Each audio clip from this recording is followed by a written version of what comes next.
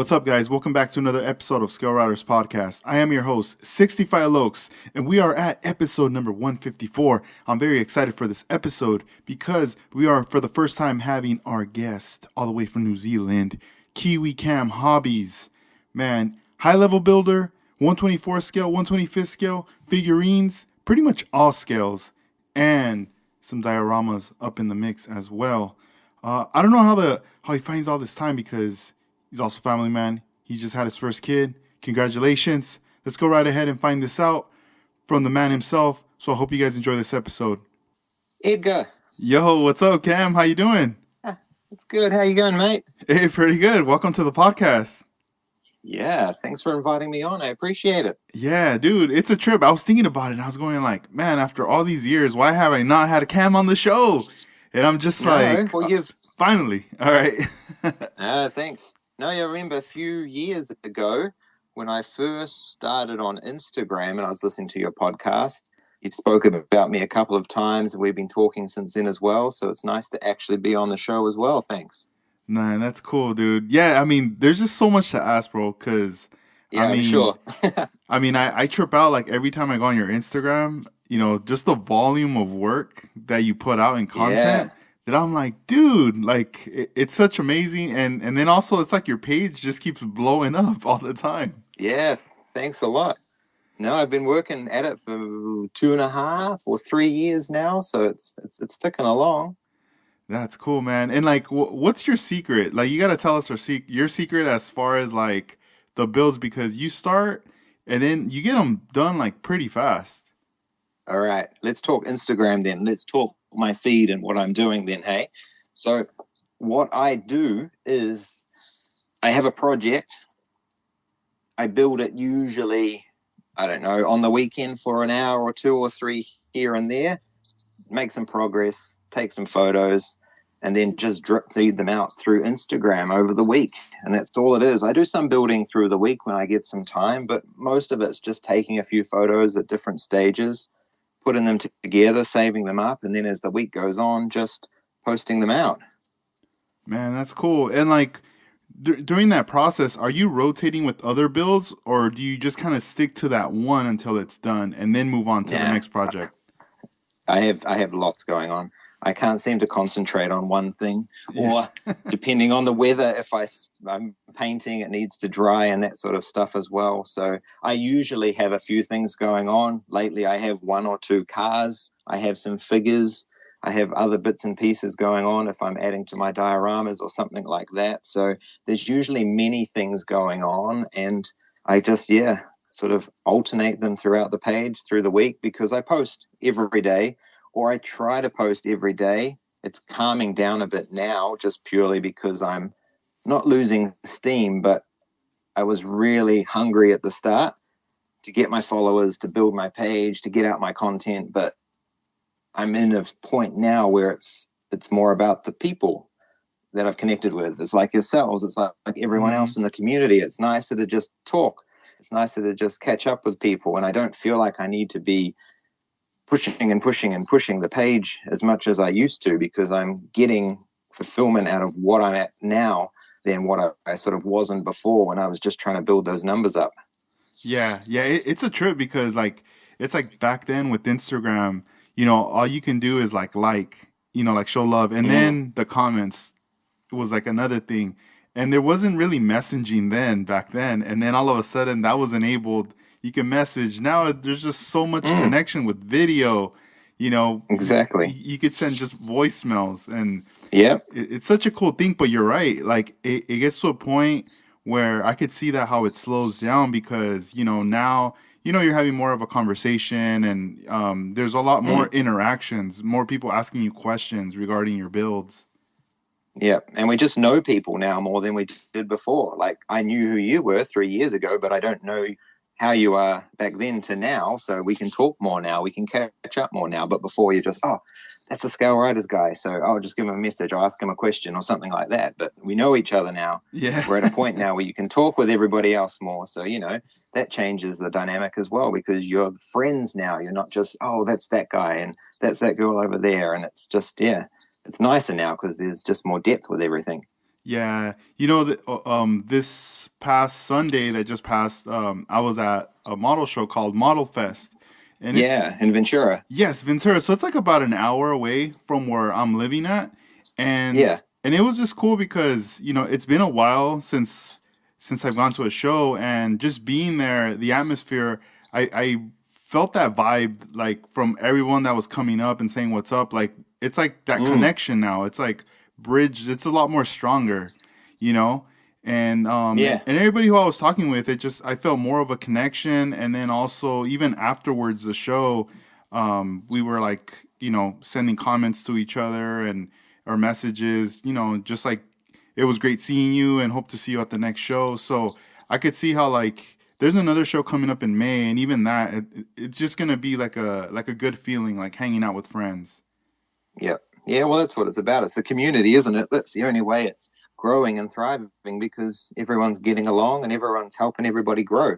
Yeah, no, it is. I mean, you could see it. I mean, there's everybody that was there at that show, you could tell like, man, it's almost like everybody's like a superhero and has this one ability that the other one doesn't. Yeah. But it's like Yeah. as soon as, you ask for that help, they're there, they break it down, and then now you're starting to absorb that ability, you know? Exactly. Yeah. And most people are friendly and most people know what they know and they want to share it. They want to talk about it because, you're not surrounded on a daily basis with the people that are like minded or the people that are building the model or doing this thing. You're surrounded by your coworkers or your other friends that might not be into it. So if you can get everybody in a room, then you're just going to go nuts helping each other out and checking out what everybody else is up to and what they're doing. Yeah, no, that's true. Yeah, because it's a trip. Like, I hang out with friends, and some of them they're not into model building. They know that Mm, I'm into it and everything, but they're into other stuff. And I would say probably somewhat of the conversation is going to be based on more of what they're into. yeah. But it obviously I'm in the conversation, but then once you connect with somebody that that's into what you're into, it's like different. It's a whole nother thing right Mm. there. And we've all got different backgrounds with it and what our skill set is versus someone else's. So, no one's really the same, whether you're talking about just like glossy paint jobs, you're doing weathering cars, you're painting, other bits and pieces or building other sort of dioramas or, it's all the same, but it's all just so different at the same time. Yeah, and I wanted to get started with asking you how'd you come up with the name Kiwi Cam Hobbies? Like how's that come together? So my name is Cam. Well, my name is Cameron. So it's short down to Cam and Kiwi just as New Zealanders as a whole are referred to as either you're a New Zealander or you can also say you're a Kiwi. So Kiwi being our national bird here. So I'm just a Kiwi. I'm referred to as a Kiwi. So I'm just Kiwi Cam, and that was the basic name that I sort of came up with. That was user friendly. That anybody can remember and anybody can say. It's not like I was planning to, go big or I needed this identity or this brand. It's no different to my logo and stuff. That's, I don't know, a year or two into running my page. I came up with that and I had a friend help me design it and draw it out for me. And then that's sort of what everyone knows me as now, that picture of my blowing Beetle, with the big V8 at the front with the girl leaning against it, and that's what I am. But that didn't come till a year or two into things. So it's just, yeah, I'm a Kiwi. My name's Cam, and this is my hobby. Man, that's cool. That's nice. I like how you broke that down right there. And Yeah, nice and easy. yeah, and tell us about your history. Like, when did you get started? I mean, I'm always interested Yeah. on knowing everybody, like how they got into it. First time you got Or exposed, and yeah, how did this all start for you? yeah. I got a long history, so I hope you're ready. I'm It all ready. started when literally I was born. My father, he wanted to do something because he knew he was having a son, and he's like, "Oh, what sort of activities can I do with a son when he grows up?" And he brought a train set, so model trains. He thought, "Man, this would be cool." So he started collecting trains, and we started sort of playing with them, and that sort of stuff. And then as I got a bit older and a bit older, I wasn't that really into the train aspect of it, but he started looking at other sort of hobbies, whether it was like Lego or model kits in general, like whatever was like little cars or tanks and snap together stuff when I was young. And it sort of went from there. And then I hit sort of high school, early high school, and I was getting into like more video games and anime and all that sort of Japanese culture stuff. And I was also into like Warhammer role playing games and those sort of miniatures and figures and that sort of stuff. So I started collecting, little figures and painting them up at night, learning how to paint.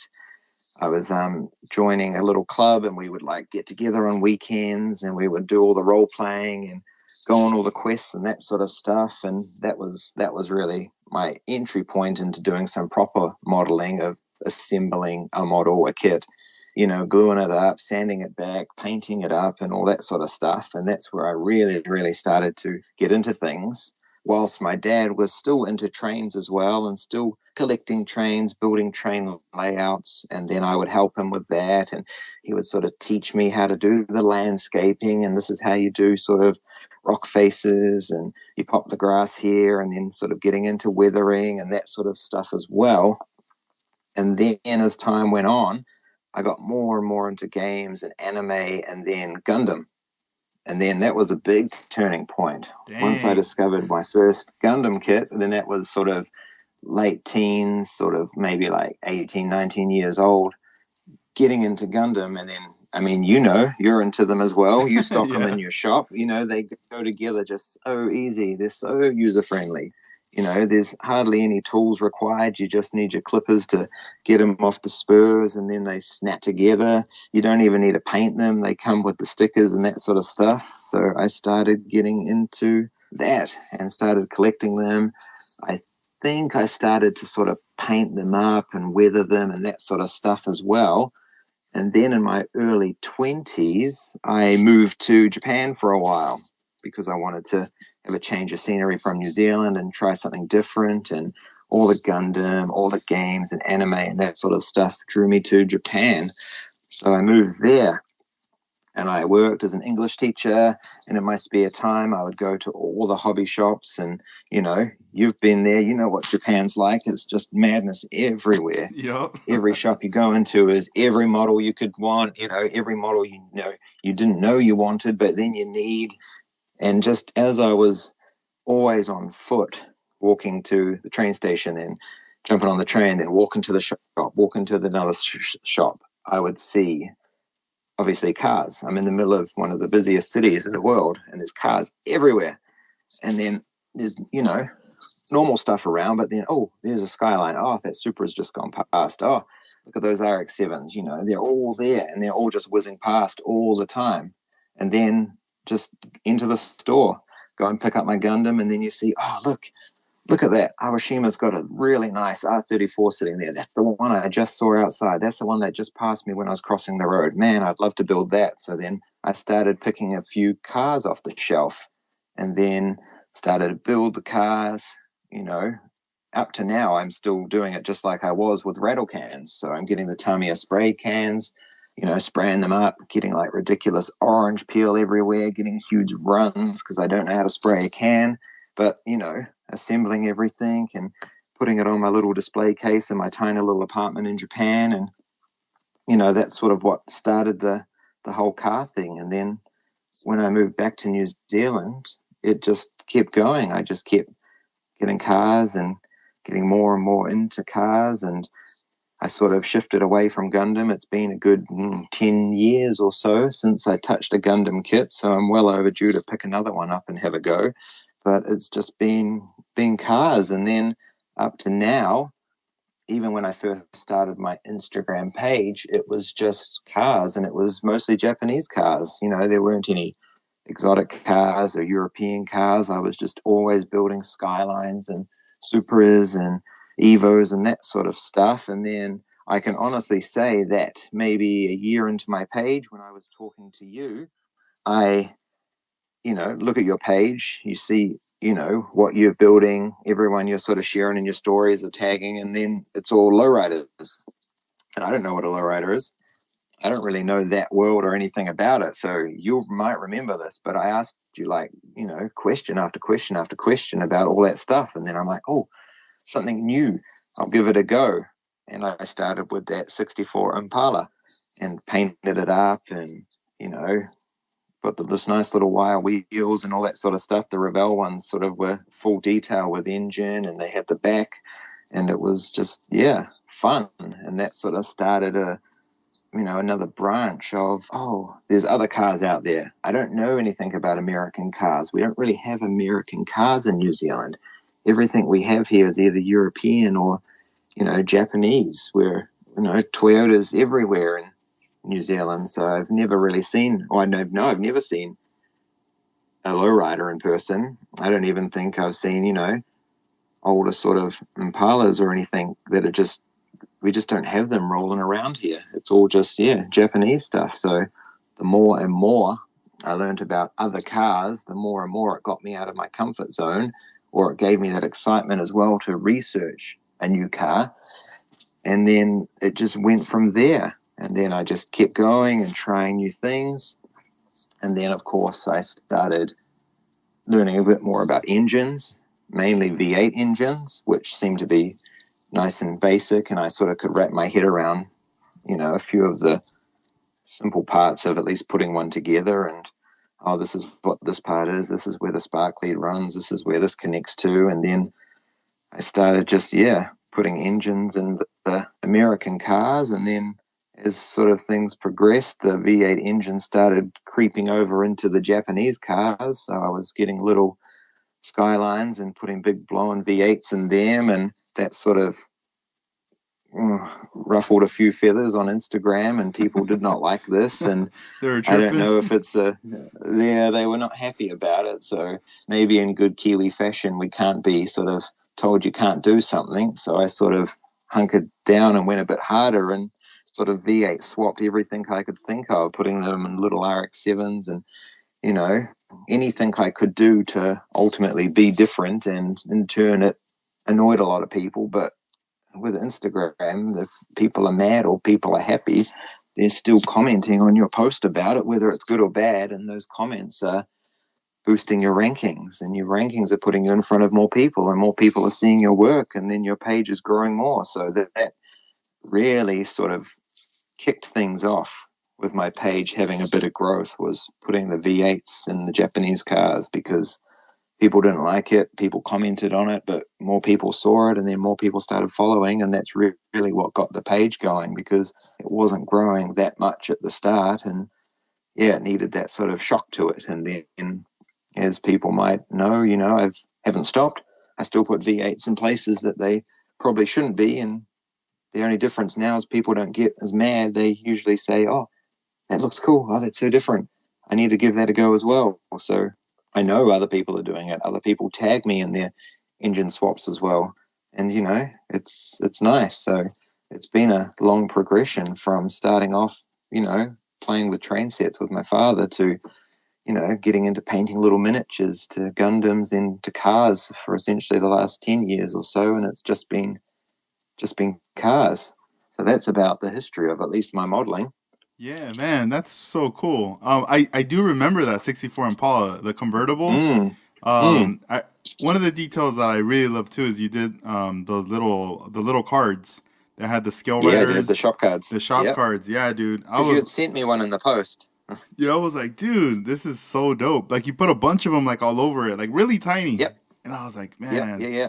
that was I scaled them down to 24 scale and then popped them sort of all over it, just like you would see sort of at a show, and mhm. you're sort of promoting whatever you're promoting. So hey, the podcast is there all over that car, because that's where I got the inspiration from, and that's where I got the help from. So I need to promote, and I need to show my respect to you and what you did, because that got me out of my comfort zone. Right on, man. That's cool, man. I never knew that about the engines. That people were tripping Mm. on that. That's Oh man, that's it. That's interesting. I had terrible comments. Hey, I got people messaging me privately, like bordering on death threats and that sort of stuff. They were just not happy about it. And I don't know. I don't take what I do seriously, and I don't think Hmm. people can or should because they're little pieces of plastic.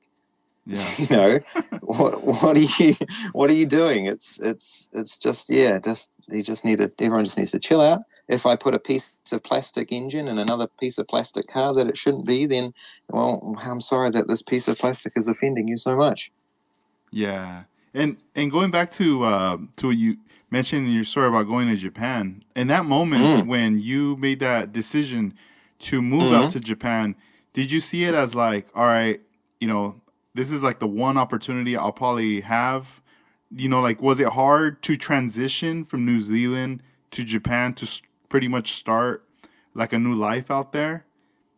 Initially, but I was young. I was 21 at the time, so what do you know at 21? You just go and do something, really. I don't think there was too much thought in it. I knew I wanted to go, and I knew I had to organize, my work visas and get money aside and all that sort of stuff. And, I worked and I saved and I met the requirements for what I needed to live in the country as well as work. And then I just sort of did it. And then you get there, and a couple of weeks is like huge culture shock because I've never traveled in Asia before, or only outside of New Zealand, to Australia and that sort of stuff. So it's completely different to what I'm used to. But I also grew up for the last, the previous 10, 15 years of, watching the anime, Hmm. absorbing that culture, playing the games. So if you get there, yeah, it's scary, but then next minute you see, a huge Gundam poster, or you see this, oh, this is this game I played, or this is this show I watched. So they're also comforting, and they also, make it a bit homely because they're things that you recognize. So yeah, Yeah.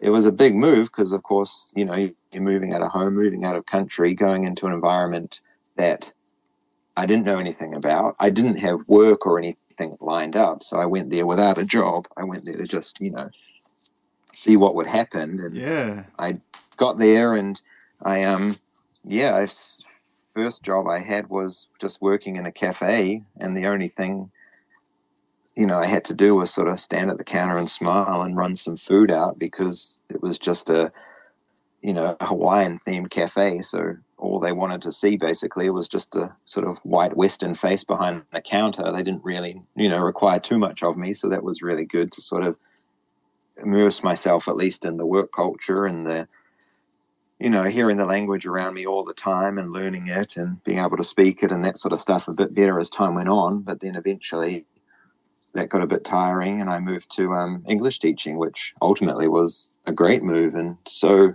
enjoyable and fulfilling. And it was just a really cool way to see the country through, the kids and listening to what the kids talk about as well, because, they range from like primary school level up to high school. And, the high school kids are basically, I'm talking to the guys in class about, oh, this is you're playing this game or you're doing this thing, and I have similar interests in them as well because we're only a few years, removed in age. So I was able to talk about Pokemon or Gundam to a kid that's grown up, watching it and building it and doing all that sort of stuff, just like I had, but in New Zealand. So we sort of connected on that way as well, which was really nice.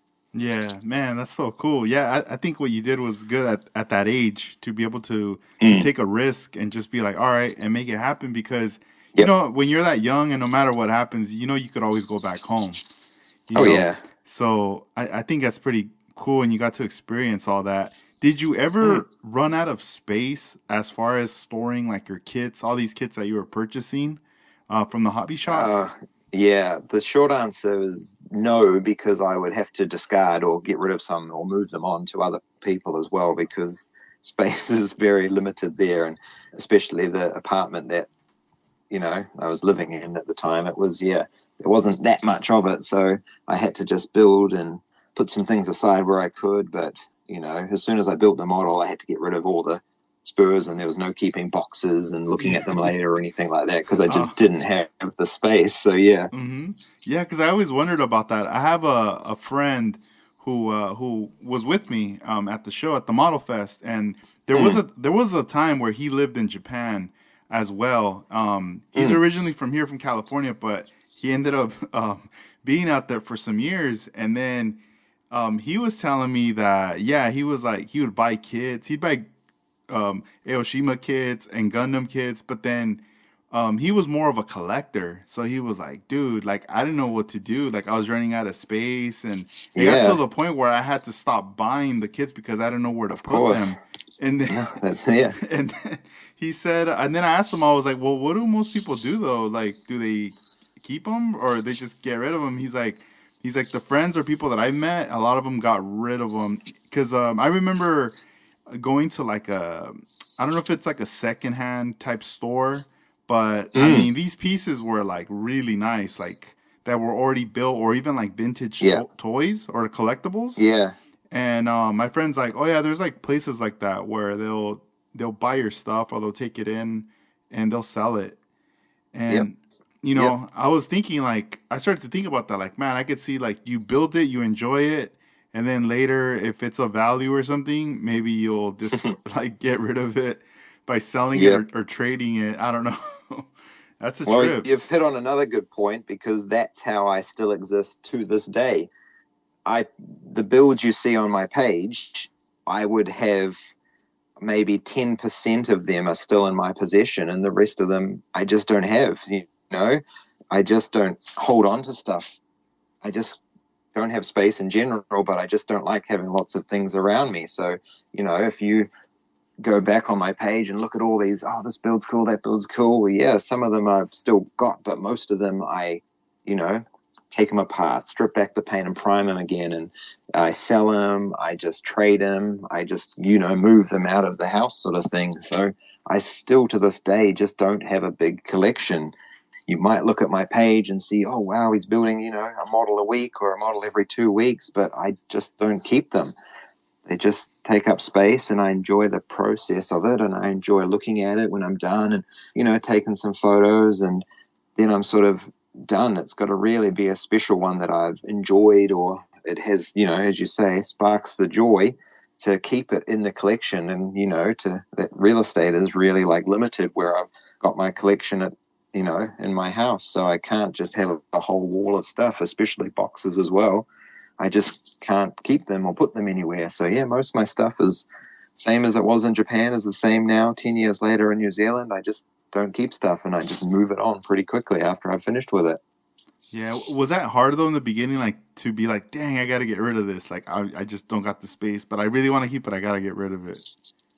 Nah, it didn't phase me. It was fine. You're I like, enjoyed the all right, bye. process, Yeah. and it was what it was about. I like the excitement of going through wherever I'm going through and looking online or looking in the shop and being like, yeah, that's the one I want to get. I'm going to get that model, and I'm going to do this, and I'm going to do that to it, and then you bring it home and you start building it, and by the time you get sort of through to the end of it and it's just about done, then you're sort of itching to something else shiny catches you in the corner of the eye and you're like, oh, I want to grab that kit next. I want to get started. And then you start thinking of ideas for that one. So, we move on. I think it's common for most of the modelers here that, you see the project through to the end. Maybe some do, some don't. I don't get through all of mine, but when I do, when I'm getting to the tail end of it, then I'm already looking at something else. I'm already thinking of ideas for the next one. So the enjoyment I've had it and I've built it, and then I'm ready to move on to the next one. So,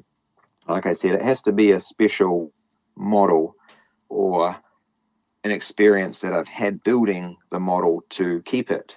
And a prime example of that is I built a truck, a Mercedes truck with a Bugatti on the back, and it was a build I did within the last year. And it's cool, and I've kept it and I've got it in a nice big case, and it's just one of those things that I just probably won't get rid of because it was just such an experience building it. It wasn't just me building it. It involved, lots of other people sort of coming together and helping me out with it because it was based on, an original art piece by a Russian artist that had the Bugatti painted in this sort of, racer livery, and it was a bit sort of dirty and it looked like it had seen better days. And then I thought, oh, that's cool. I want to build something like that. I've got my Bugatti kit there.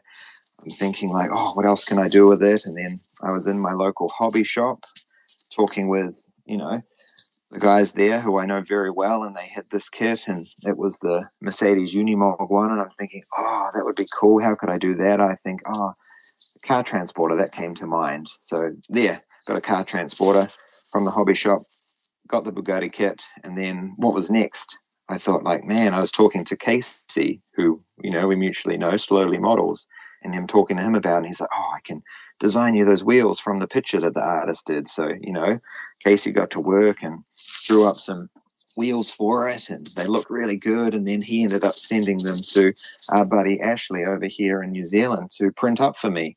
And he got his printer going and printed me the wheels and sent them down to me, and then the car was starting to look like, the actual piece of reference material. So, those guys have already helped me. And then I had our Canadian friend Blake, who printed up some, accessories for the top of the truck, and, it all sort of came together and had a real community feel, because it wasn't just me building something. There was now a handful of people involved along the way, and spending their time, spending their resources and printing me up and sending me stuff and helping me along the way. So by the time it was done, it wasn't just my build, it was sort of everybody's build. And that just made it that much more special. And, that piece is now something that sits there. And every time I look at it, I can think, man, look at that. How cool is that? That my friends that don't live in my small little town here in New Zealand, they're from all around the world, have come together and being able to essentially build as a tiny little unit. And it was just awesome. And that's just a build that will sit and I will just always look at and I'll always enjoy. That's cool, man. Yeah, those are the ones for sure. That's a keeper, definitely. Mm, Because yeah, it would be hard. I know I've heard stories of like people acquiring collections or builds from artists who used to build models back in the day, and mm, then I don't know, it gets to the point where later a lot of those builds, like the collection kind of gets separated, things get sold apart, or some yeah, of them, obviously like there was like some help, some type of help of getting a connection of the wheels because they were very yeah, very hard to get at the time, and then it's like completely gone, and it's like, oh, what a shame, it should have been kept, but it's like yeah. completely gone. And yeah, something like this, it's really cool that you guys were able to collaborate and come Mm. together with this to bring it to life.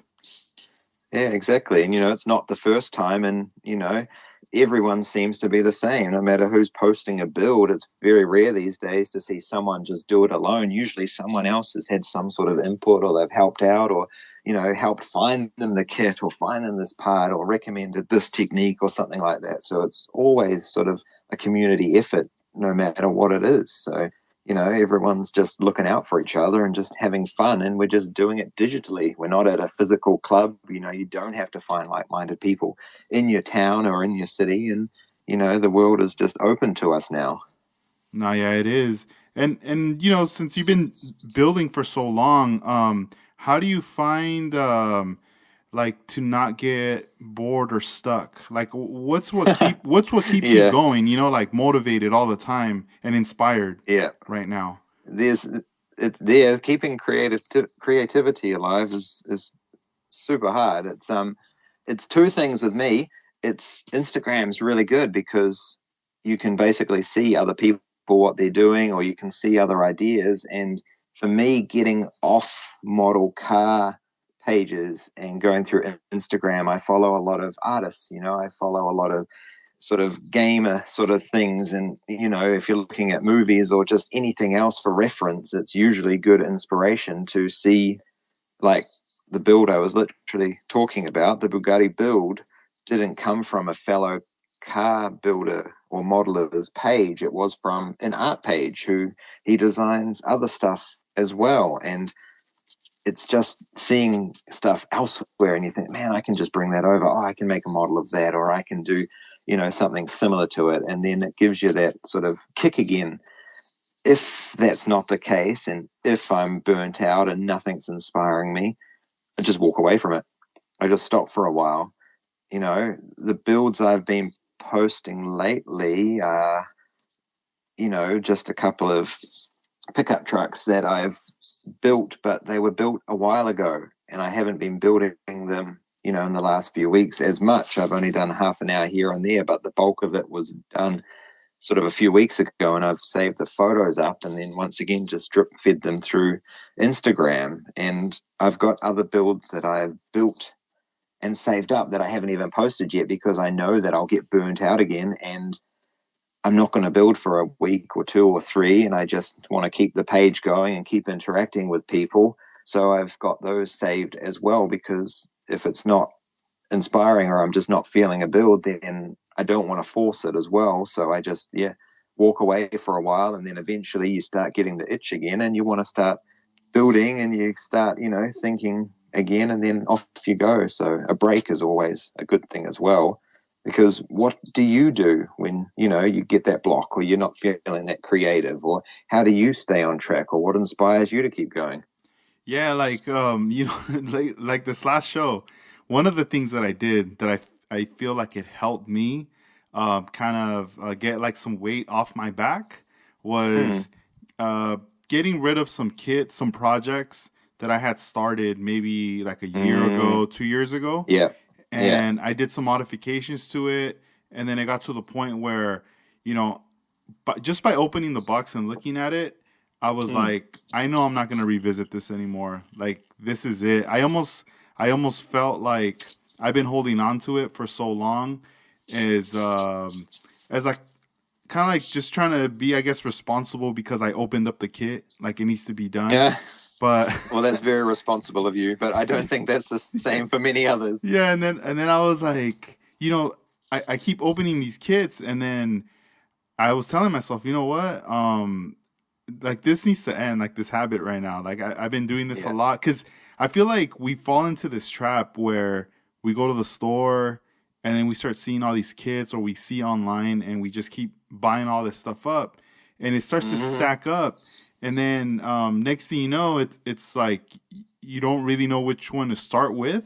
So you kind of just you spend time just staring at them, just trying to Yep. see like what's going on, open them Yep. up. But for me, like as of lately, like right now, the two cars that I have on my table is that Aoshima Lamborghini Liberty Walk kit. Yeah. That's one, Yep.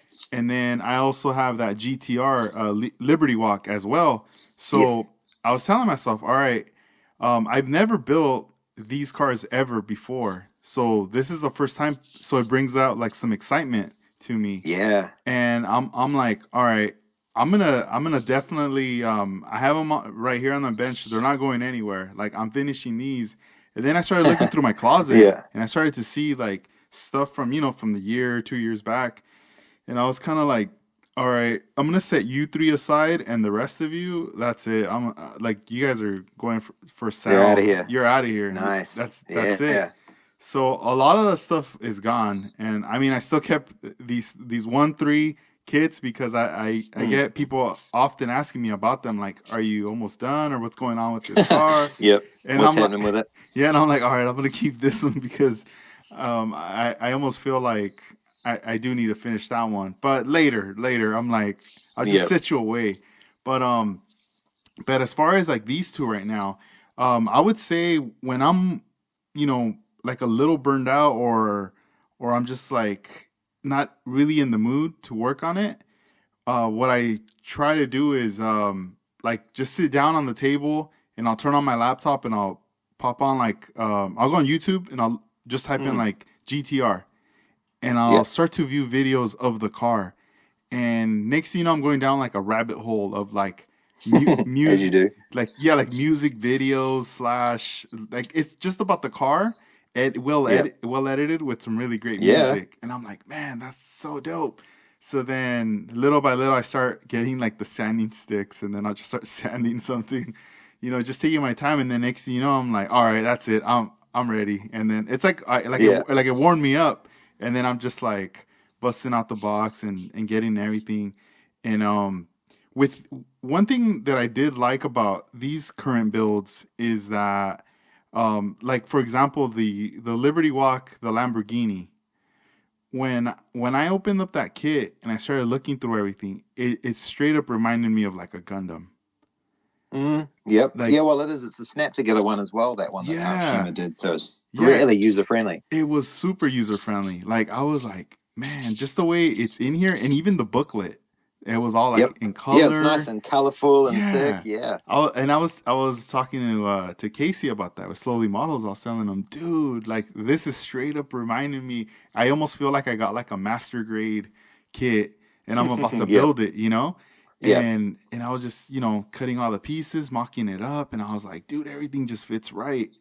There's like no issues I'm having. Like this is cool.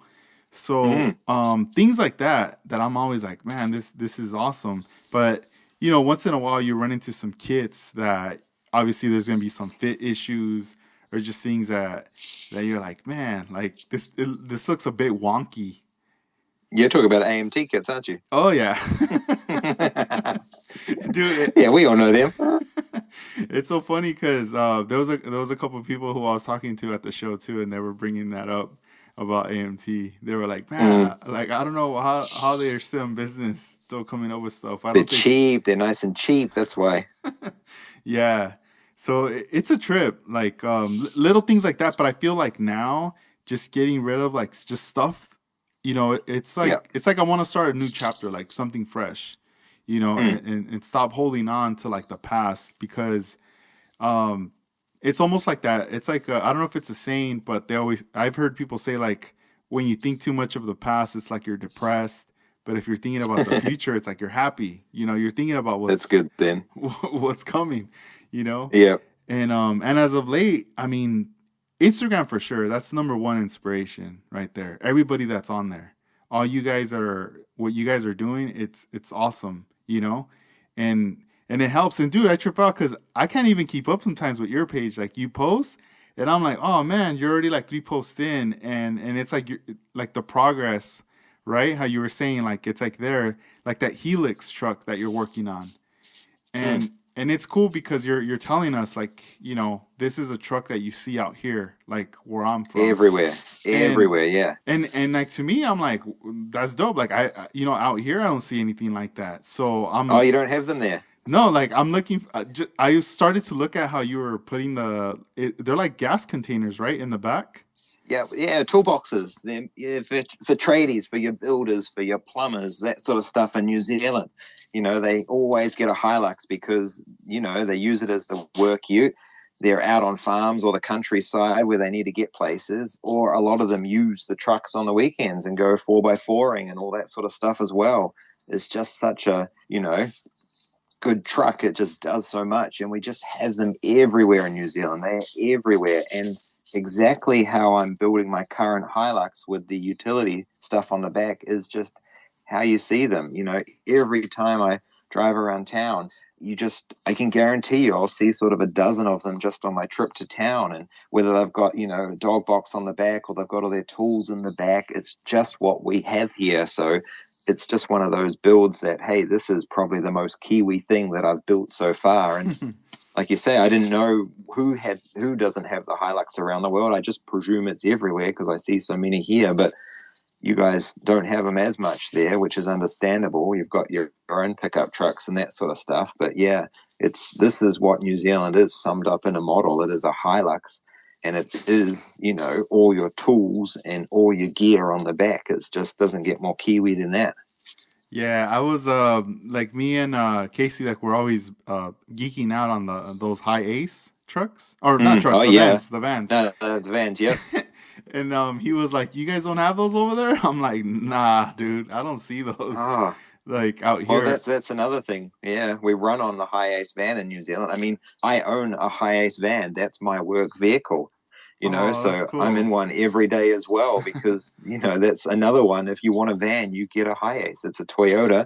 It's got that reputation, and they're just everywhere in New Zealand. They're just everywhere. Hey, Yeah, and dude, thank you for sending me that Zelda kit for the yeah, how high crazy are they? man. So you got to tell me the background behind those pieces or like because I mean Yeah.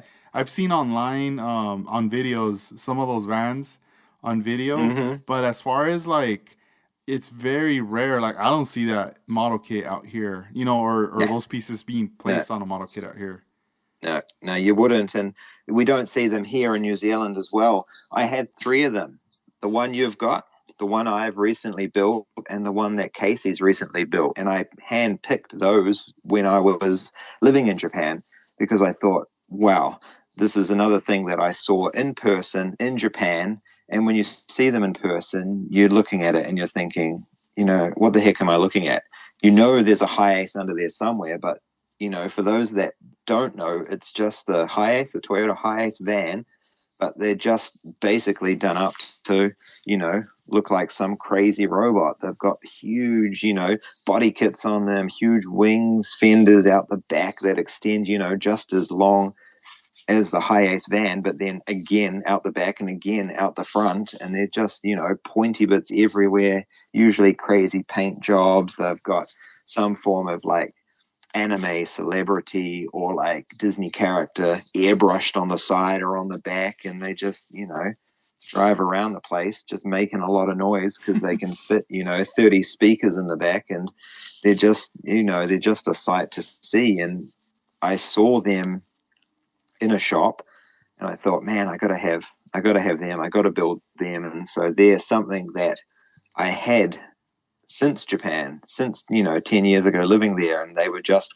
one of those ones that I never built, but then I never got rid of. It always just sat in a box with a few things that I kept, and it's one of those things that was taking up space, but I obviously never got rid of it for some reason. It just sort of stayed and traveled back to me to New Zealand and was still in storage, and keep looking at it and like, oh, what's going to happen with that? Am I going to make it? Am I going to do whatever? And eventually, start talking to Casey about it, and we're looking at pictures, exchanging videos, that sort of stuff. And we're like, man, we'll just build him. We'll just build him. I sent him his one. He got stuck into it. I got stuck into mine. I made it a real obnoxiously, sort of just a drab looking pink, and it just looks terrible. And his was a lovely yellow one, but it still was just pointy and just so ugly. And then of course he's messaging me that, oh, hey, Edgar's actually enjoying this. He's saying he's pretty interested as That's well. So so I'm like, oh, cool. no way. Someone else is interested. So yeah, I had to send that over to you because, I want to see what you're going to do with it, because I've done a weathered, beat up one. Casey's done more of a nice, clean showcari one. So have you got plans for your one yet? Or have you thought about it at least, like what you're going to do with it? Yeah, so remember I had asked you like, hey, so which high ace? Because there's Mm, different variations, and yes. and once I saw the one you sent me, I looked online and I was like, oh man, I can order that one. My distributor has it, Mm, so I ended up yeah. ordering one for myself, and I was like, all right, cool. So it's on its way. I think it should be here like sometime next week. And Yeah. so once I get that, and then I started brainstorming, like, I haven't even looked at photos yet to get inspired, but I'm already like thinking in my mind, like I'm thinking, like custom paint for sure, like at least like some pearls in there, maybe even It'll have to be a pearl, of some course. some Yeah. flake, like Yep. in some Well, that's what sections. you do. So, Yeah, yeah. like I'm already like thinking when I was looking at the parts and I was taking it out, and I showed it to my friend who uh who was out in Japan years back, who I mentioned earlier, Mm, and he was geeking out. At first he was like, yeah. what is that?" And I'm like, "Dude, trip out." And then he was like, "Oh, what the hell?" He's like, "Dude, like, is that a new product or something?" And I'm like, Yeah. "Nah, I don't think No, so." it's an old product that nobody wanted, so they don't make it anymore. That's why you don't see it. Dang, and that's something that they probably will never bring out again, then, huh?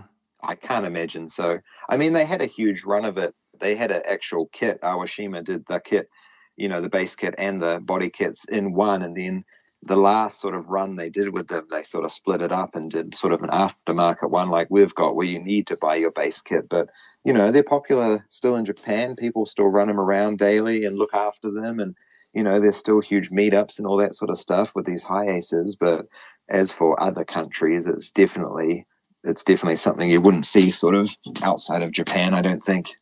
Yeah, and like for like modeling, I mean, obviously now because of social media, it's like at an all-time high, and you see like new people getting into it. Mm, Everybody's like bringing in their A game and going all in. Um, How do you like see the forecast? Let's say like within the next like 2 3 years. What do you think new will be out? As far as like the level of building with people, because obviously we got like people 3D printing stuff now too. Mm. Yeah, well, that's a whole thing in itself, isn't it? So I'm still yet to get a 3D printer because all my friends around me seem to want to keep feeding me stuff. So I haven't had to buy one yet. So, but I don't know anybody that's getting a build out of the box and not 3D printing wheels to put on it. No one's using the stuff that comes in the kit anymore.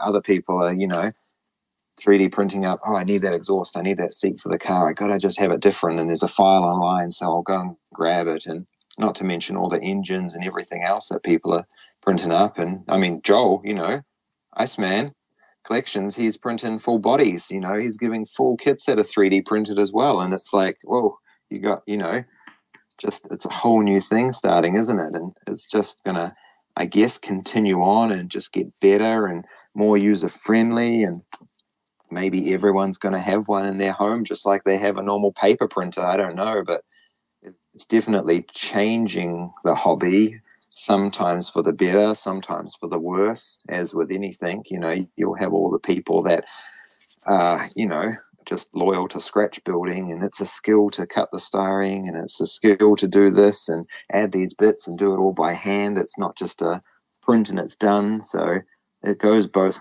ways. But the Hilux I'm building now is got scratch built stuff on it. The box and the tray is, it's nice to just, run the blade down and marry the pieces up and get the proportions right and do it all. But I don't know this, but I'm sure there's a file online for the tray, which is what I'm building, and it could have just been, purchased and printed and then painted and put on. So there's really like, yeah, two train of thought about it. And it's, yeah, I presume it's a good thing because it's growing and it's getting more people into it, and it's got to be good, and it's just got to get better as time goes on as well. I mean, have you or do you use a lot of 3D printed stuff with your builds? I have some pieces, but I have not. I have Mm, not. I would say if anything, the wheels from Lowrider Model Car Parts from Gavin. yeah, Those would be the pieces I would say that I've used on some builds that yeah, I like before he came out with his wheels. I was using other wheels that were being created, and at some point, it was like, all right, it's time to update the kit. It's time to, or the car that was built. It's time to swap out the wheels and yeah. put in these new ones. And I mean, it was a big change right there. But I mean, I do see, a lot of things being printed or created. One of the things that catches my attention, but I don't really see too many people doing it, is I would want to see more like wide body pieces Mm, to be yeah, created, I guess, for kits. I mean, I do see certain companies make them. Um, yeah, like I know Zoomon has a lot of kits where they do yeah, sell wide body stuff, and I mean, for yeah. sure, that's something in the future I'll be getting as well. But I would say I'd want to see that more. I mean, I love seeing the wheels and the engines, that for sure. Oh, the engines, yeah, the engines are a big thing because that's most of the Awashima stuff. They're all curbside and don't come with engines. Some of the Tamiya stuff, the Hasegawa stuff, don't really come with engines and that sort of stuff. So to have these guys printing up engines and, once again, Casey and Joel feed me all these, lovely printed V8s. And that's half the reason I'm sticking them in all sorts of stuff is because they are highly detailed and, they're just so easy to put together. And, there's so many just options out there that it's just like, oh, here you go. I've printed you up an engine. Now you can put it in whatever you want. So the wheels, the engines, all those smaller stuff is it definitely just changes the look of the car and just makes your build that much more unique and that more personalized as well. Yeah, it is. Like as soon as you start seeing people's builds using all the 3D stuff, it's definitely personalized. Where you go, man, like you want to do something kind of like that, but you can't because they got those special pieces that they created on there. Mm, You know, yeah, they've got the bragging rights of that thing. You can't have that, so that's why mine's more special. not for real. I like that you also build like figurines and you paint them Yeah, And Yeah. a lot of those are they also majority of them are they 3D printed or are they casted with resin? Yeah, most of them are resin cast. Yeah, most of them are resin. There's been a few 3D printed ones I've had, and Casey's done me up a few, which has been nice as well. But most of them are, yeah, from a lot of European companies that have just resin cast them, and then that's sort of it. So I do like my figures, and I've been getting into them a lot more lately, and there's just once again it's so much variety, and it's a whole other world as well. You get into cars, you've got all these varieties of all these manufacturers and makes, and all these people selling all these extra bits, and then it's the same for the figure world as well. It's a whole new thing. So back to my old days of painting up my miniatures and my wargaming figures, it's something I'm reliving now, but through anime figures or cyberpunk or whatever it might be. But I get to paint, and I get to just, use different muscles and use different, skills painting a figure than I would with a car, but it still sort of translates over nicely with each other. So the figures have, yeah, definitely been something that's been popping up more on my page in the last sort of year than before. It was just strictly cars and only cars. But as with anything, things progress and they grow, and I try other avenues and introduce new things, and most people seem to like it and enjoy it. And I know for a fact, because I get messages, which is really nice, about people showing me, look, I've just picked up this figure from this place. I've just doing my first one, and man, look at my eyes. They're just so hard. It's just so terrible, but I can't wait to do the next one. And, people are getting out of their comfort zone as well. And it's nice to see figures pop up on Car Guys pages, because they're trying something new, and it's exciting because I get to see more figures around and learn from other people as well, regardless of their skill level. Everyone does it differently, and everybody's bringing their own, you know, skills and their own history into it. So it's just nice to see modeling and just the hobby as a whole, not necessarily just cars all the time, amongst everybody else in the community. Yeah, and one of the things that to me I find it challenging. I mean, I've never done it, but just looking at it, I go, man, that looks hard. Is when you're painting like Yeah. the body, like the tones of the skin. Yeah. Skin Um, is hard. Yeah. yeah, dude, that looks tough. When I look And at that, I'm like, dang, it but is. it looks good. How you do it? It's I'm getting better for sure. I'm still a long way off, and it's one of those things that I try and mix up the skin tones, and I try and blend them and brush them and highlight them, and everyone's a lesson, and getting hopefully better and better after each one. But yeah, it's still a tricky thing. Anything to it's not easy, but if you have a green car or you have a red car, you can paint a red car, but it's hard to replicate skin tones or anything that's natural or from nature, because it's everybody knows what it looks like. You know what a red car looks like, but you also know what skin looks like. So if I'm mixing the wrong colors, it's going to be off pretty quick, and it's going to draw the eye into thinking, oh, that's not right, something's wrong there. And a lot of my stuff still has that, but it's improving, slowly but surely.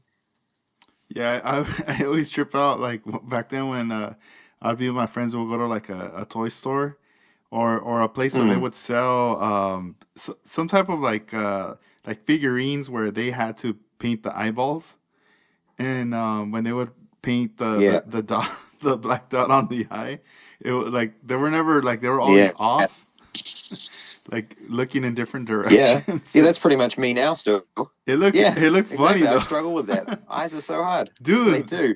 it is. I feel like it's like you're like I could picture the person holding the brush and they're going, all right, I just need to just like stab the eye like really quick, Yeah, but the hand's like yeah, shaky and then and yeah. it's like off to the side. Yeah. Yeah, so you're describing me as well with my figures. So that just happens anyway. It's a hard thing, especially the smaller they get. If I'm trying to do my 24 scale figures because I want to put it next to my nice, car I've just built, man, doing the eyes on that, it takes me a few goes. Sometimes I'll, get the thinners out and get rid of the paint off the face and try again and then try again. And it takes a few times until I can kind of just get it passable in the photos, and then I'm away. But yeah, it's hard, and it's something that I'm still struggling with and still, learning, and it'll get better. No, yeah, and tell me about Alpha Model. Based on your experience with their models, what do you Mm, think about the Alpha Model kits? they're good. I mean, full disclosure, they give me stuff and they have given me stuff, and I have also purchased stuff from them in the past, but they have been one of my sponsors, and I've been lucky enough to get, box loads of stuff from them. So it's not that that's going to color my opinion too much, but they're nice kits. They're expensive kits, and they're expensive for a reason. They're so well cast. They're just flawless. You hardly need to sand anything. And then, you just sort of pop your paint on and you can get a pretty good finish. The resin's nice and they go together. Everything fits perfectly. Everything's well. They're thick resin, so they're nice and heavy.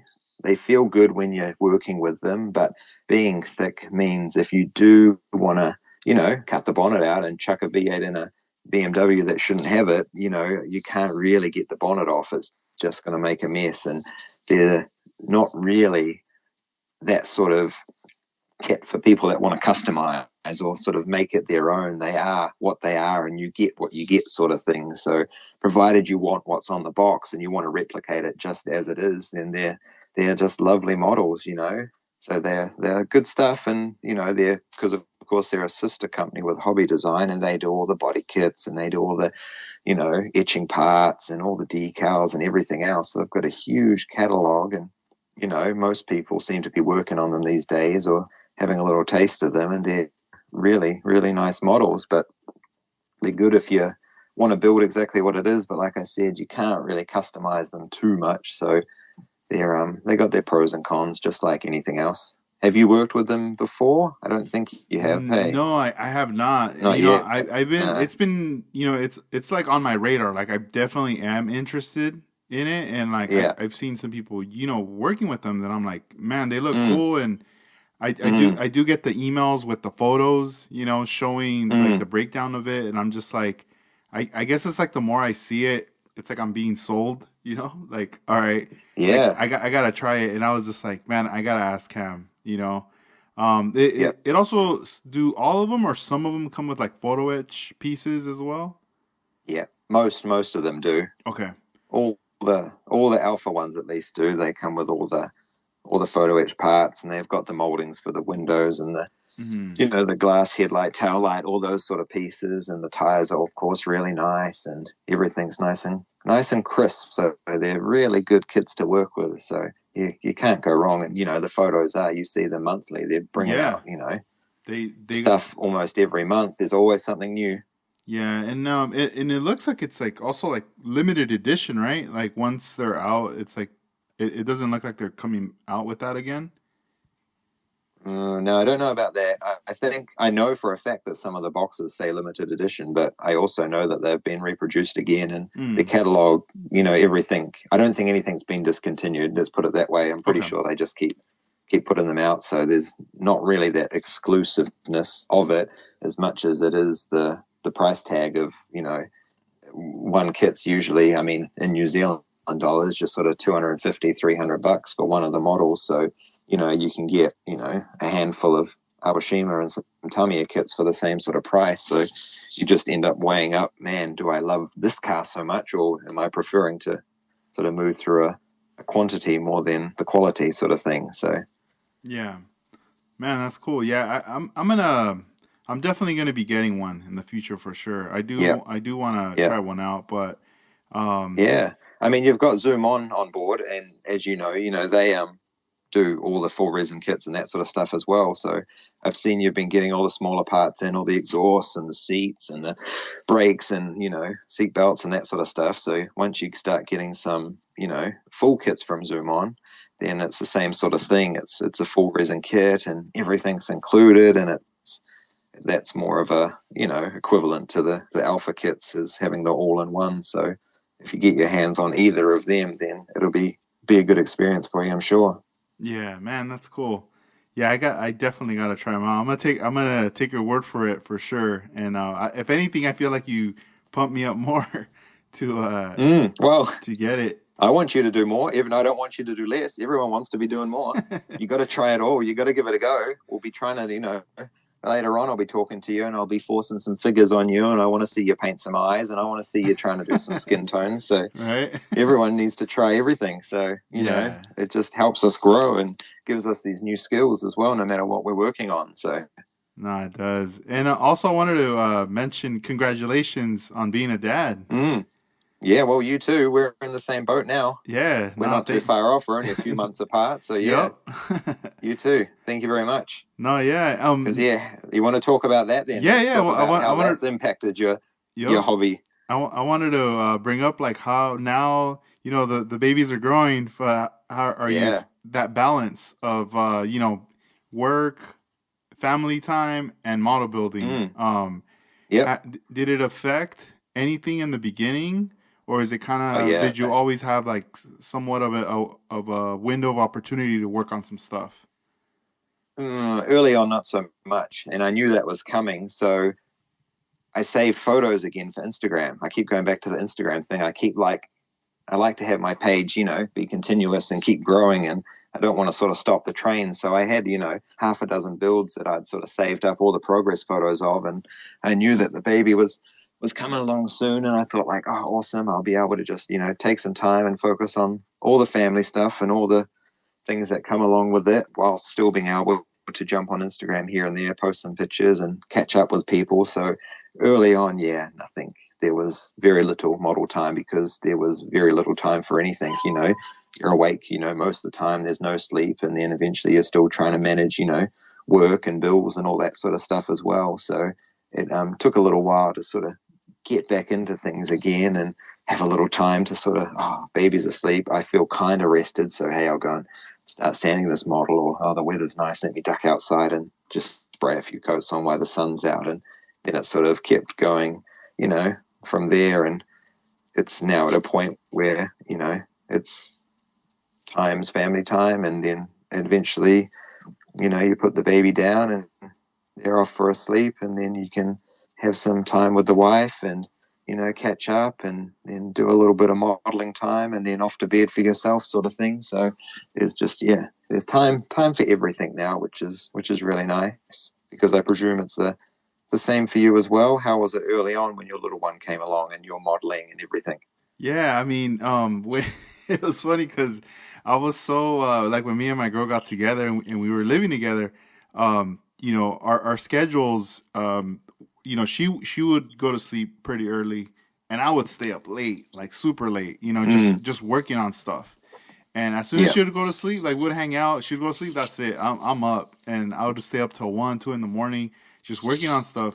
And at that time, I feel like everything was progressing like super fast, and yep, I was like trying to do everything. I was like, oh, I'm gonna do a video here, keep podcasting every week. Like I had all this, yeah, all these things going on. I almost felt like I had yep, like just a bunch of plates spinning, you know. sure. And then once, when we found out, oh, we're gonna have a baby, I was like, all right, cool, and I told her, look, I'm gonna keep doing what I'm doing, but I'm gonna tone it down. Like as soon as Mm, maybe we get into like 4 months into it of the mm, pregnancy, like I'm gonna stop this, I'm gonna stop this, and then, I mean, I don't know. I was like a bit paranoid of keeping like paint or anything like solvent in the house or glue yep, or whatever. sure. So all that stuff was Yes, was gone, and then that's when I was like, you know what?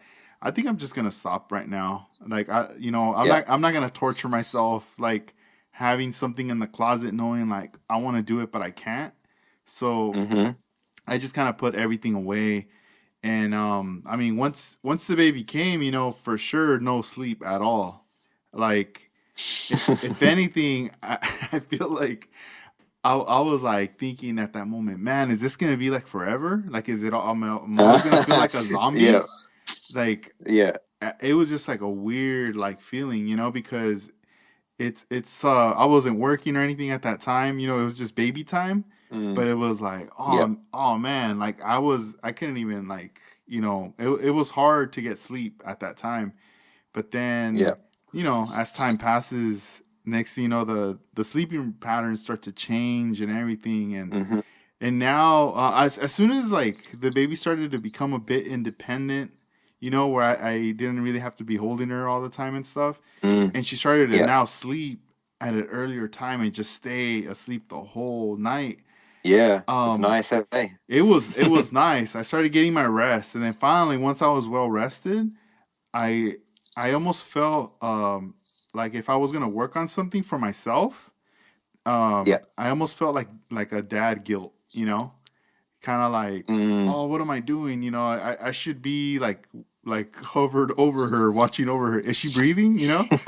Like yeah. like almost like the dad hat doesn't come off, and Yeah. so then I would like clean the house and do random stuff, and then later I was like, what am Yeah. I doing all this stuff? The house is already clean. I just need to like get back into my stuff again. And Yeah. eventually it changed. Like, when more months passed, I was like, all right, I have all this time now. I need to get back into my, like, basically I didn't want to lose my identity. I was like, Mm, I'm a dad, I take care of my kid, I take care of my girl, everything's cool, I'm responsible as much as I can, but I got to get back into the things that I'm into, you know? yeah. And just Yeah. having that balance, and then once that kicked in a gear, that was it. I was like, all right, everything's cool. Like I'm super happy, you know. That's why, like, when this year started, I was like, I'm gonna start cranking out the podcast again every week, Yeah. It you is know. weekly again. So, yep. Yeah, because it stopped. I mean, during that time it stopped, and I mean, I had to stop it Of because, course. Yeah. I had to be there, on call for whatever, anything, Exactly. and it's just a trip, like, that I'm happy, and it's a trip that I got to experience all that leading up to now. That I'm just Yeah. like what the heck, like, I don't know. It's just crazy. It's crazy. Yeah. But you got through it. And then, of course, you're running scaleriders.com at the same time. You're still packing orders. You're still buying stuff. You're still trying to, run a business as well while you're doing it. So Yeah, it's another level of, and that's another thing too. I feel that a lot of my like motivation or just that energy to not stop is due to my baby, you know, yeah. because I still remember, dude, like holding her in my arms when she was really small, like just like maybe a month or so, and I was just thinking like, I gotta get another job. I need to like basically have like two jobs. I need to figure this Yep. out because, Hmm. you know, babies and all this stuff's gonna get expensive in the future, Yeah. and Yep. They cost money. I'm not gonna be able to do it with one job. Like, I just can't. Yeah. And I enjoyed being with her all the time. That I was just Yep. thinking like, I need to do something that I'm able to be with her. You Yeah. know, You don't need another job that takes you away even longer and you get even less yeah. time. So it it was just one of those things. Like, once everything started going, I was like, all right, that's it. There's no more stopping. It's just moving forward. Nah. You know. The train's left the station. You're away. Yep. Yeah, But yeah, dude. you were selling stuff before baby came along, right? You still were I doing something on a smaller scale. Yeah, like, I mean, I did do like a couple It of was accessories like sanding paper and all the little materials and that sort of stuff initially, wasn't it? yeah, yeah. When I started, it was more of the material stuff for sure, like Yeah. the tools Yeah. and the sanding stuff.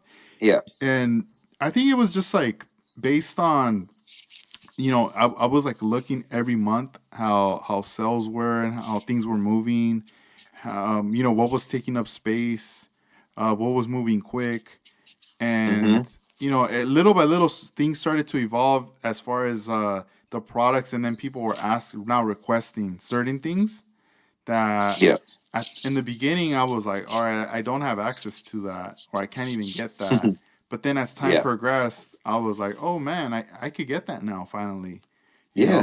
know, it's Yep. coming together, and now I'm just planning. I'm still like, I don't stop. Like, every day I'm like thinking, planning, and just like looking forward to like what's gonna happen later this year. You Yep. know. Yeah, you'll be in a shop before you know it. You'll be getting all your stock out of your house and your storage, and you'll be in a brick and mortar store where people can walk in and say hi and check everything out for themselves, I'm sure. Yeah, that definitely would be dope. That's for Yeah. sure a goal right there. I don't want to say a Yeah. dream. I don't want to say a dream because Mm. I don't know. Maybe it's cliche. I don't know, because sometimes I feel like Mm. if I say it's a dream, it's like it's just a dream and you don't reach it. But Ah, it's like, okay. nah, Yep. we going in, you know? Goals are more obtainable. Yeah, Yeah. the goals for sure.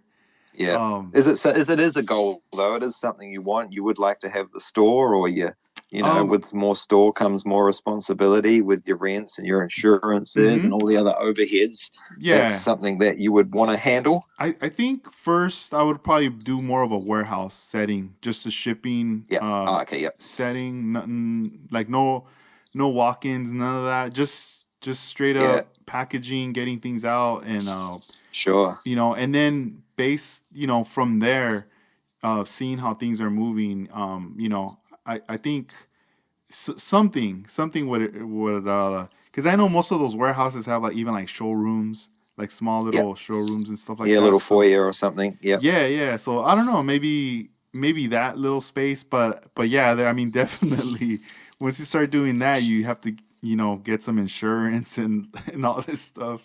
Yep, Uh, it's the next step. So mm-hmm. yeah, it levels things up definitely, but Yeah, it's inevitable if you keep growing. You can't keep all your stock sitting in the living room. Eventually, yeah, nah. your family's not going to be happy with that. So you Mm-mm. gotta look for the next stage. Yup, dude. I remember one time I received like a few boxes Yeah, and my girl wasn't here, and it was like in the morning. UPS brought them by, and I was like, "Oh, dope!" So I just like took everything out because you have to inspect it, look at it. you got to see it all. It's exciting. It's Yeah, Christmas Day. it is. And then I was like, oh, I'm gonna stack them all up. And I was like, Yep, man, this is like the biggest like order I've ever received.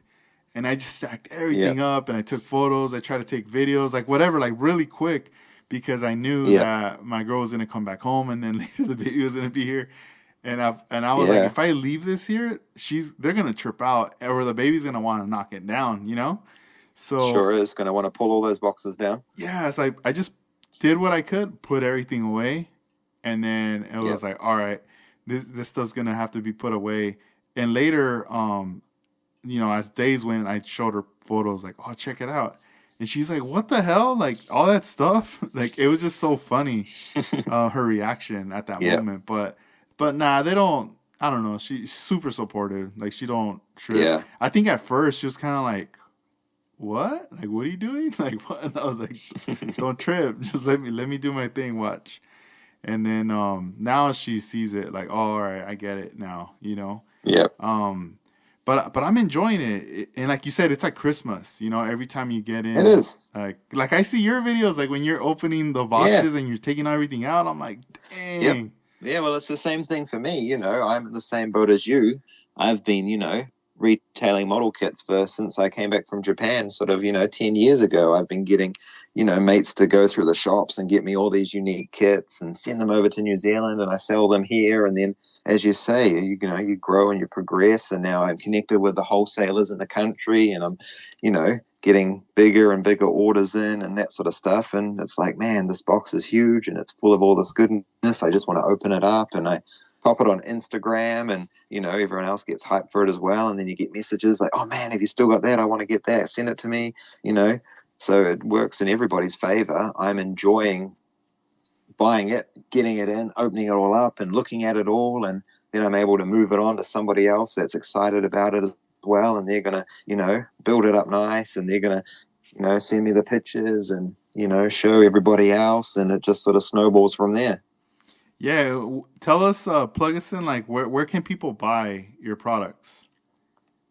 I'll go to my Instagram page, my Kiwi Cams Hobbies, and I've just got a link on there. Or if they see something that's on my page, just literally send me a message because my site's for a New Zealand only sort of store, but most of my business seems to be America lately. I don't know what it is about you guys, but Tamiya products obviously aren't available there, or you guys aren't getting the sort of stuff that we get here. I don't know what it is, but all my Skylines, I got a box of 32 Skylines the other day, the Tamiya ones, and half of them were gone within the first couple of days, and most of those orders were off in America somewhere. So That's cool. is Tamiya a brand that's common in America? Like I know you've got all the Revels and the AMTs, and I Hmm. see all the Awashima stuff through you, but is Tamiya present in the country? Yeah, it's so weird because like Tamiya has they have an office based here in California, and it's like Mm, not even that far. I'm probably like 2 hours away from it, and yeah, I've contacted them, just to hit them up direct to get the product yeah, direct, and it's like impossible to get through with them. And I'm like, oh my yeah, God, like, do I have to start mailing you guys letters? It's just hard, right? So I'm like, all right, whatever. My distributor carries their stuff, so I just get it from them. So this way, I don't have to, yeah. I'm just like, I want it now. If you guys got it, cool.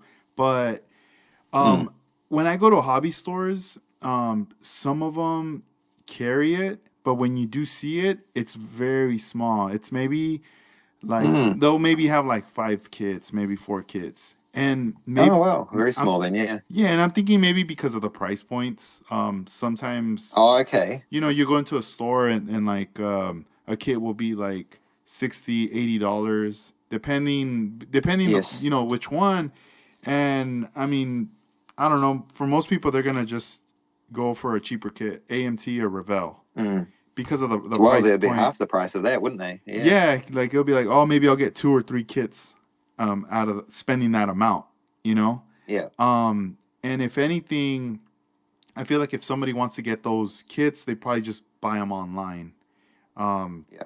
and not at the store, because most stores that I go to, they'll have them. There's even some stores they won't really stock them heavy. Like you won't see like 3 or 5 copies of the same car. Yeah. It's maybe just one copy that they have on the Just shelf, one of each. but there's Yeah. but there's also not that big of a selection like on there. So Yeah. The catalog's quite small that they yeah, carry. So, oh, it's that's interesting. yeah, it's very small. I would say the Aoshima catalog is probably bigger. Like you'll see Yeah. more of that. I Sure. I never I I'm trying to think right now. I never see Fujimi or Hasegawa. I probably see Hasegawa more, but I don't really Yeah. see Yeah. Fujimi at They seem all. to be making a push more. Yeah, I've been seeing I follow them, the Fujimi page on Twitter, and Mm. they're constantly like posting more like photos of new Yeah. products that they're coming out with, and it's cool. It's interesting to see. And I mean, I look at Aoshima's like the way they're promoting and coming out with kits on Yeah. schedule. It seems like a lot of stuff's coming out and it's coming out on time. But I feel like for us here in the US, it's more the delays that were happening in the ships. And even, I hear they're still Yeah. happening, some Oh, delays. yeah. That's still happening. So Yeah. those are We're the same in New Zealand as well. that's the only thing that sucks, like when you do like a pre order and they tell you, like, all right, it's going to come out in like May, but then Hmm. it delays and then it's almost like you don't know when it's going to arrive then. Like, will it be Yeah, June, no, July? we're the same here as well. Yep, no, it's the same. I waited maybe 6 months for my last order with all those Skylines, all those Tamiya R32s was, that was 6 months delayed when it should have arrived, sort of thing, just because of the world and the state of it at the moment. So yeah, things are hmm things are taking a bit longer, and you can't really rely on that sort of stuff because there's all sorts going on. So eventually they get here, and then eventually, they're in your hands. But yeah, things are definitely taking a bit longer than they used to. Yeah, it's a trip how you receive the kits, they stay with you for a bit, and then you ship them out. Like you're shipping them Yeah, in different regions. And do you yeah. ever do you ever have to ship from like somebody buys one from like Japan and you're like, wait a minute, is this going back? No, I have not had that happen actually. Not Japan.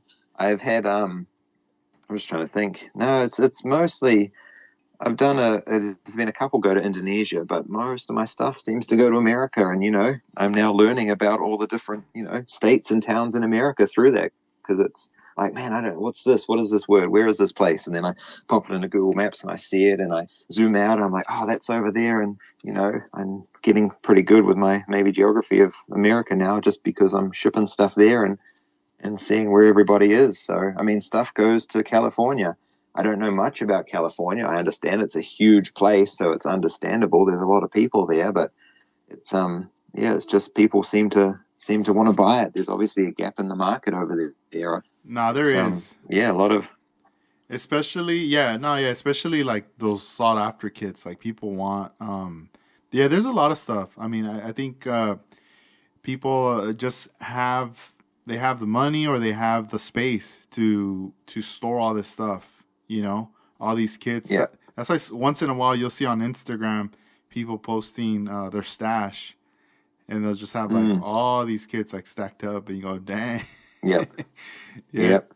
yeah, it's crazy, but And they, makes me a bit anxious seeing that. It's a bit overwhelmed seeing that all sitting in the closet or in your house. And I feel like, yeah, I'd have nightmares about that. It'd just be a bit too much for me. no, yeah, for real. And how far is like if you took a plane from where you're at to Japan, how far of a flight is that? From the from Auckland is our big city here, and this is where all the international flights go. So that's about a 3 hour drive from my house.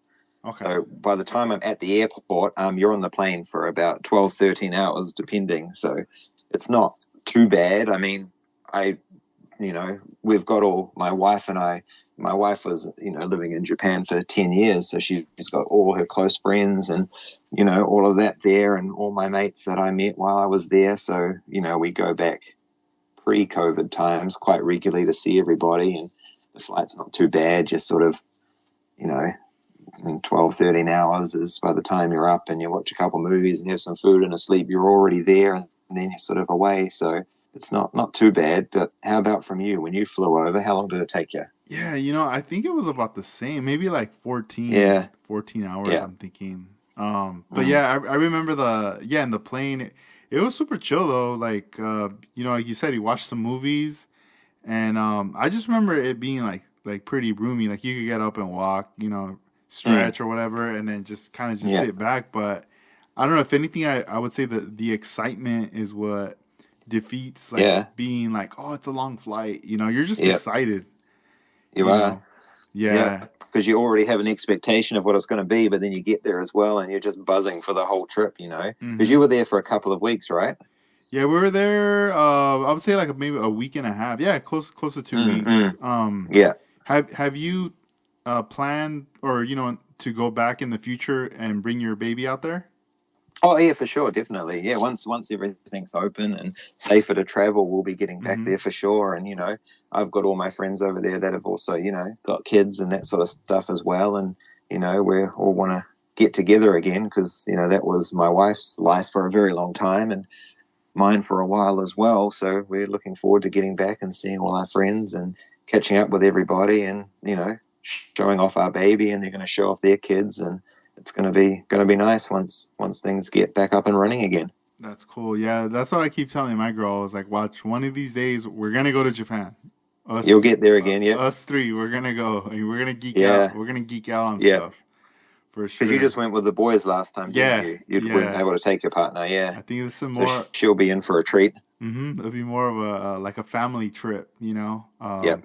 Do a bit more sightseeing and I've seen like every year out in Japan there's like this huge show. I don't know if it's in the beginning of the year, but it seems mm. like it's like a trade show or where all the modeler companies come Oh in. yeah, yeah. Yeah. Did you ever attend that event? No, I haven't attended, but next time I'm there, Awashima, once again, I've got a good relationship with them as one of my sponsors through my page as well, and they've invited me over next time I'm there to come and check things out and attend the show and see what's up with that as well, which will be nice. So that'll be something that I never did, previous trips, but it's something that I'm aware of now, and I'll Hmm. be looking forward to going and checking things out and seeing what it's like at an actual event as well and a trade show.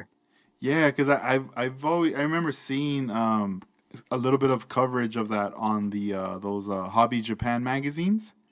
Oh yes, yes. And I would always be like, man, those shows they look like they must be awesome to go. Yeah. I've never gone, but I was like, man, I wish one of these days in the future I can check one of those out. Yep, that'll be another goal for you, not a dream. Mm-hmm. Yep, Yep, yep, you'll get there as well. yep. That's one right there for sure. No, Gotta put that one up. Man, it's add it to cool. the list so you. No, yeah, for real. I would have to. Is there anybody you want to shout out, Cam, before we wrap this episode up? No, not necessarily. Everyone that's listening, I hope they at least enjoyed and learned a little bit more. I mean, it's more just a rundown of what I've been up to and who I am. And a lot of people don't know that because I exist as a logo and a name online. I don't really post my face or speak or show anything necessarily personal, so people don't know who I am or what I'm like. So hopefully this little snippet at least has given them a bit of insight into where I come from and what I've done. And, you know, all our friends will, let me know if I've done a good job or not on the show. So I appreciate everyone's support anyway, and especially for you for what you do with the community and, what you have been doing for a while now. It's understandable that you're growing. It's understandable that, you are one of the now retailers that are taking off because you existed in the community without trying to push your product on people. You just wanted to do good. You started the podcast, you started sharing people's posts, people's builds, and showing it off, which not a lot of people were doing before that because everybody was so focused on themselves. So it's been sort of a natural progression for you to be selling and growing, and you've built this brand, and everyone's willing to support you because they know who you are. They listen to you weekly, and you're getting involved and sharing everybody's stuff. So it's good to just have this outlet and have this avenue where you have people on that are just a logo or just a name online and people don't know. And, that way you can delve a little bit deeper and talk to us and share our stories. And, it's now been weekly again, and it's been good listening and catching up and hearing what everyone's been up to and just getting everyone's perspective and views on, the industry and the hobby and what's happening. So well done for you, and I hope you keep it up as well and keep moving forward and keep growing. And it won't be the last time we speak. I'm sure we'll be back again and catching up in the future, and you'll be telling me about, oh man, I'm just taking out a lease on this building and I'm about to move all my stock and it's going to be a huge move, but I feel good about it. And then, you'll go another few years down the track and you'll be laughing at that and thinking, man, my warehouse is too small. I just got to get into this. I got to, move into another place. So who knows what's going to happen with everybody and everybody's pages, but everyone's growing. And as long as everybody stays nice and enjoys, and we continue on and just have fun with it, because like I mentioned before, they're just pieces of plastic. It's a plastic model. It's all just for fun. It's nothing serious. So we all just need to chill out. This is our unwinding time. This is the place that we go to when we want to get away from the actual problems and trouble in the world. So it's good that the community is polite and nice and supportive, and that's all the people that we really need to shout out, is just everyone that follows us and everybody that talks with us, and everybody's just nice, and it's just a good environment, which I think is rare to find. So, everybody's just doing well and everyone's just enjoying. So it's just a nice place to be at the end of the day. Yeah, thank you, man. Thank you for those kind words, dude. Yeah, it's a journey for sure, but we have to work hard to get to where we want to be, and Oh, we do. Yep. yeah, and I mean, it feels good being able to provide a service and information and items that people are looking for sure. Yep. That's always a plus right there when I see people happy. Yeah, exactly. Well, people approach you and people ask, or people see what I presume, most of the stuff that you sell, you've used, or you've at least read the back of the packaging, so you're able to answer questions. And, you use a lot of the stuff on your page as well. So people see it and, they say, oh man, that's a good tool for that job. Or man, look at the sanding sticks. Those ones seem to work a lot better than what I'm working with. So they sort of hit you up and they say, oh, I need that. I'm going to buy that. And you can talk to them about it. You can give your advice. And if you don't know, then there's a huge pool of people that follow you that can help answer the question anyway. So, Yeah, everyone's looking out for each other. yeah, that's dope. That's really cool. But no, it's been fun. Thank you so much for having me on. I appreciate that. Yeah, thank you, man. It And was a yeah, I'm pleasure sure talking to we'll you. do it again soon. Oh yeah, Mm. no, we will definitely, man. It was so cool. Well, thank you. I hope you, everyone listening, enjoyed this episode. This is episode number 154 with Kiwi Cam Hobbies, all the way from New Zealand. I hope you have a good rest of your evening. And man, you're in the future right now. I'm catching I'm up, in the future. catching up to Where are you. you? You're Tuesday at the moment, aren't you? Tuesday night? Is Yeah. that where you are? Yep. Yep. Yeah, so we're Wednesday evening now. So what are we? 7:30. So it's about dinner time, and then for me, I can go and just pop a podcast on and maybe do a little bit of building and post some more pictures on Instagram. There you go. Awesome. We'll enjoy that. And keep us Yeah, posted. you too. Hey, And yeah, we'll be in touch. So take care. Thank you, Cam. always. You too, Edgar. Thank you so much, mate. No, you're welcome. Bye.